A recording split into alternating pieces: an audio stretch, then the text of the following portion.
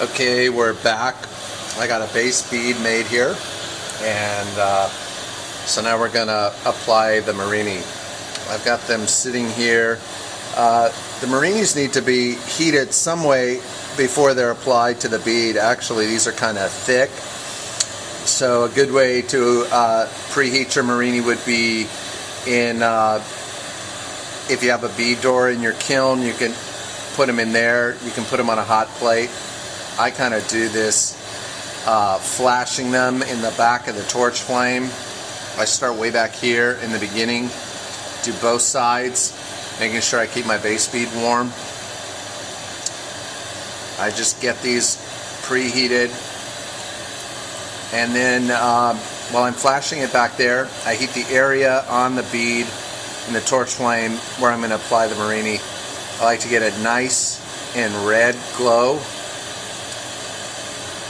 Alright, I'm going to come in here with the MURRINI, pop it on there, and then just give it a little touch in the flame. I use a brass paddle. You can use a graphite paddle, anything you have around, and you just come in and push the MURRINI into the surface of the bead. And I just take my time, heat the MURRINI, push a little more, heat, push. And I just keep going back and forth till I get this just about pushed into the surface. I like to leave the feathers a little raised when I'm doing it as a surface design. I just think it looks really nice, and so that's just kind of what I like to do. Also, you can see at this point it kind of is pushed in, looks a bit like a pill bug sitting there on the surface. Now we're going to do the raking technique. So I got the tool that I made earlier, and I need to heat the MURRINI and the bead. I heat both. I'm going to be raking to this side of the bead, so I like to bring some extra heat there so I get a nice rake. Not too much, but you want to be able to get a nice flow with your rake. So I'm just going to heat that up, and also I want the tip of the rake to be a little warm. It doesn't need to be wet and sloppy at all, just a little warm to help grab on and pull the rake. So you can see here I'm heating up where I want to be, just a little flash, the tip of my tool. I'm going to come in here. I like to grab a little of the color on the top, pull, and just sweep across the bead. See, I have that little hair thread that came off there. I can just tap that on the surface on my counter, and I have a little end left there. I just take my tool and just bang that off with a cool part of the tool. That gives you a nice, clean tip, and that came out really nice.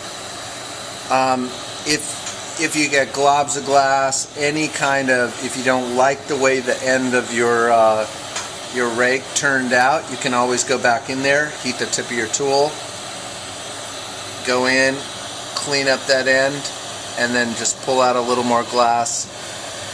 I pulled a lot out there, but see, now I have that kind of that bump that's sticking out there. I can heat my tool, just get that whole thing hot, go in and pull it out, and see how long I get a long thread sometimes, and just pop that off. So that's a really nice way. Take my paddle, clean up the, get a little bead release coming off there. I take my paddle and just kind of clean that end off, push it down, and so there's the feather applied to the bead. You can see it's a little raised. It's got a really nice sweep to it, and so that's one way to apply a MURRINI to the surface of a bead. On the other side, I have some feathers I've been doing with some silver glass. So I'm going to show you a different way to do it. apply it. You can bring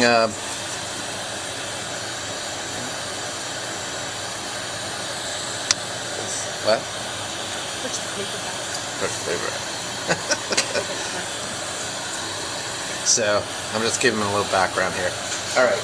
So this one has, like I said, has some silver glass in it. It's a different way to apply it. It's going to give you a different look. A way to encase it, if you want to do an encased bead with a feather in it. Again, same kind of thing. And pick up the MURRINI. Need to preheat it so I don't lose any of the edges or crack the MURRINI when I put it on the bead. Heating it in the back of the flame, and again you can see I'm choosing a spot, heating it up on my bead, and apply the MURRINI. Oops, see, now that's what I was talking about. That wasn't preheated enough, so the MURRINI cracked in half.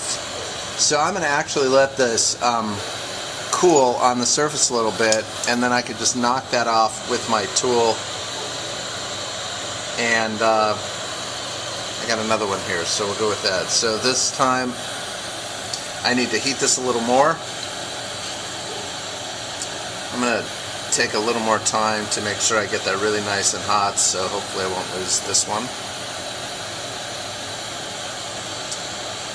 Alright, so I'm going to bathe the area on the bead that I want to apply the MURRINI to, get it nice and red. Put the MURRINI on the bead and flash it.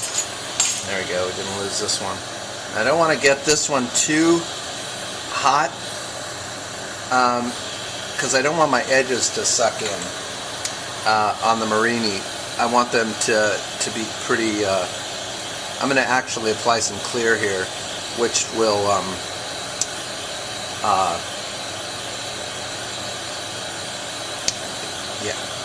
which will spread the MURRINI out. I need to reduce it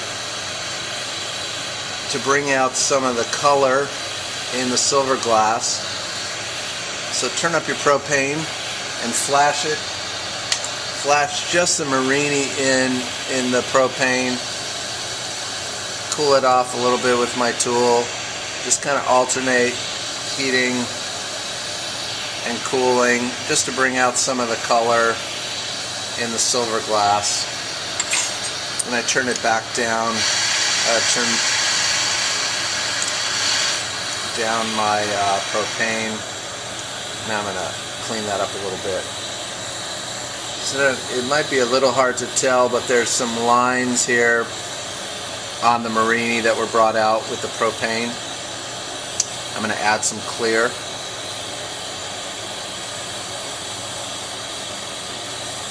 Right on top of the MURRINI. Oh, that's a lot. So I don't need that much. I'll remove some. Heat that up. Remove a little bit more. Alright. So now I want to heat that clear up like a drop on the top and come straight down with my paddle and spread it out. Apply a little more heat. Come straight down. A little more heat. Come straight down. Now that's spreading out the design of the MURRINI. You can see from a side view, it's kind of almost like a mushroom. The clear is almost a mushroom on the top of the MURRINI, and we're going to pull those sides down. So I got a tungsten pick here, and I can just come in and pull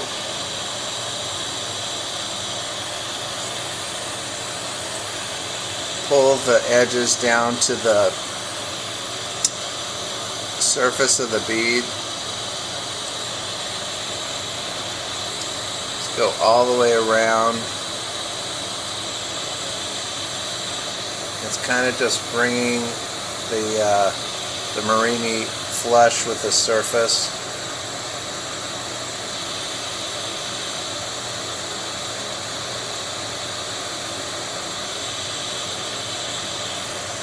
I'm going to heat heat that up a little more. Take my paddle again and push down.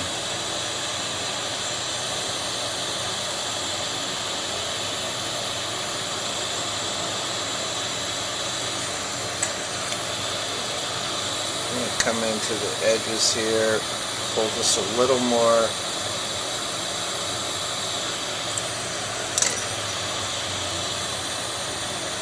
So this is a lot more of a subtle design. It looks really nice. You might be able to see that Salbug look again on with the silver lines in there. This time I'm going to rake it with a tungsten rake. You want to be really careful. You want a little deeper because of the transparent glass on the top, but you don't want to dig really deep. You still want to do the surface. But I'm just going to come in here about where that blue starts and pull my design in a feather pattern.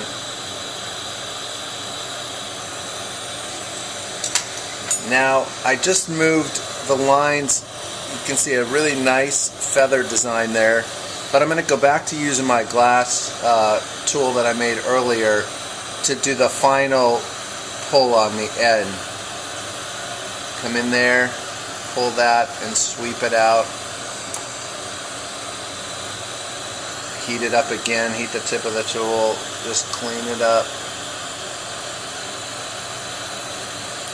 So I've got, again, you can see there's that blob on there. Heat the tip of my tool, come in there and pull it out. And if you really pull it out like that, you can flame cut that too. Any of this excess glass on the tip, you just keep coming in and taking it out until you got a nice clean area. You can come in there with your paddle and kind of clean it up.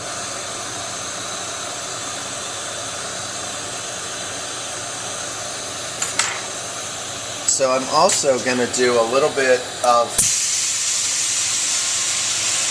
a different design. On the top, I'm going to pull the tip of the feather up a little bit. Again, I'm going to start it off with the tungsten and just give it a little pull upwards. And I'm going to come in again with my glass tool and just pull up that point really nice. I got that long thread. I can cut it off with the torch. There's a little hook there. I just come in and knock it off. Again, I can clean that edge up a little bit. Got to get my tip a little heated up.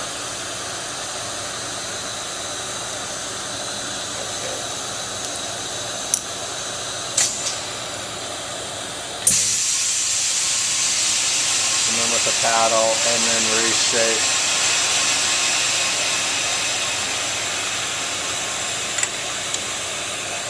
So this is a lot more of a subtle design, but it's different. This is a lot more dramatic.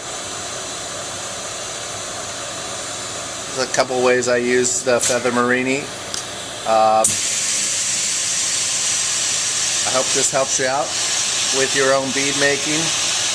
Like I said before, if you have any questions, don't hesitate to send me an email, and I'd be happy to help you out any way I can.